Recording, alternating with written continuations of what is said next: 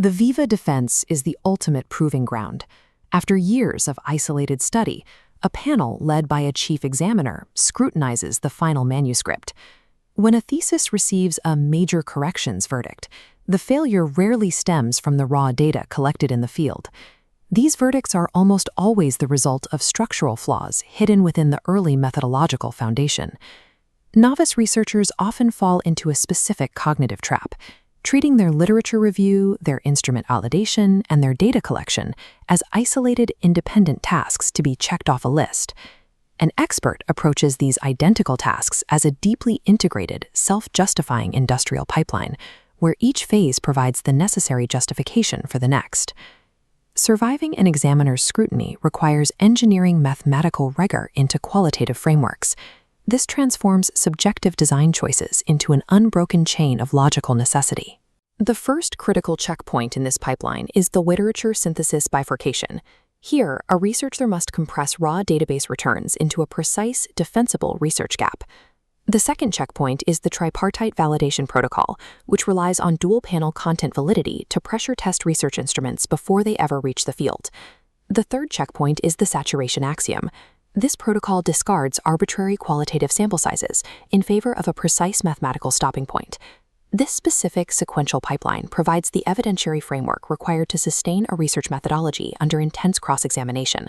By treating methodology as a chronological system, a researcher anticipates and addresses an examiner's critiques before the Viva defense even begins. Every rigorous methodology begins by drawing an exact boundary around the existing literature. This requires a strict Boolean filtering mechanism. Researchers formulate a specific keyword structure that combines a contextual field with a theoretical framework. This initial query pulls in a massive, unstructured database of academic papers, often numbering in the thousands, that must now be synthesized into usable data.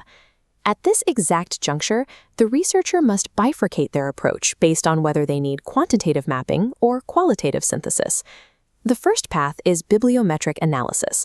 Bibliometrics maps where the research is happening. It identifies the most prolific authors, geographic clusters, and quantitative publication trends within the field. The second path is the systematic literature review, or SLR. SLR requires manual, qualitative filtering based on strict inclusion and exclusion criteria to distill specific findings, variables, and distinct research gaps. The functional difference is clear.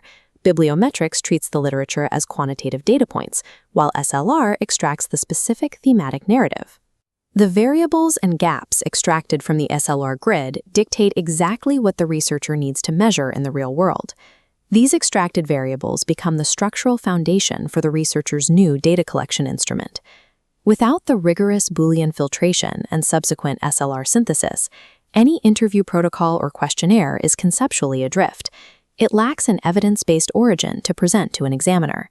Once an interview protocol or survey is drafted, it possesses zero inherent validity until it is calibrated against external expertise. This requires establishing content validity, a rigorous evaluation of whether a measurement tool accurately captures the constructs it claims to measure. True qualitative rigor demands a dual-panel review to avoid the echo chamber of solely academic feedback. Panel A consists of the academicians. Professors or methodological experts evaluate the theoretical construct of the instrument. This panel ensures the instrument remains faithful to the core theories identified during the initial systematic literature review.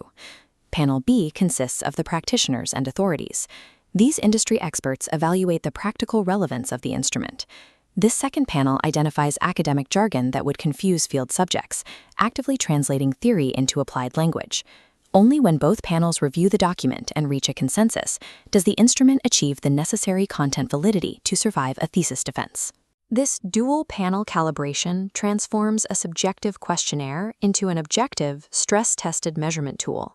It bridges the gap between theoretical academia and practical reality. One of the most common traps set by an examiner during a defense is questioning the sample size of a qualitative study. Qualitative methodology does not rely on statistical power or arbitrary participant numbers. It relies entirely on the mathematical principle of data saturation. This coordinate plane maps the exact process of data saturation. The x-axis measures the number of interviewees, and the y-axis tracks the discovery of new themes. Saturation is the precise moment when marginal informational yield approaches zero. During the initial data extraction phase, as the first interviews are conducted, novel information is high. Moving toward 10 or 15 interviews, patterns begin repeating. The exact point of saturation occurs when subsequent interviews generate absolutely zero new thematic codes.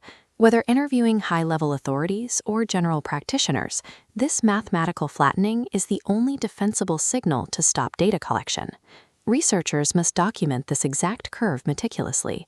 This proves to examiners that adding more participants would be mathematically redundant. By tracking the saturation curve, a researcher replaces subjective guesswork with a definitive, visually provable boundary for their qualitative fieldwork. Zooming out, we can review the complete architecture of this qualitative research methodology, tracing its path from abstraction to defensible execution.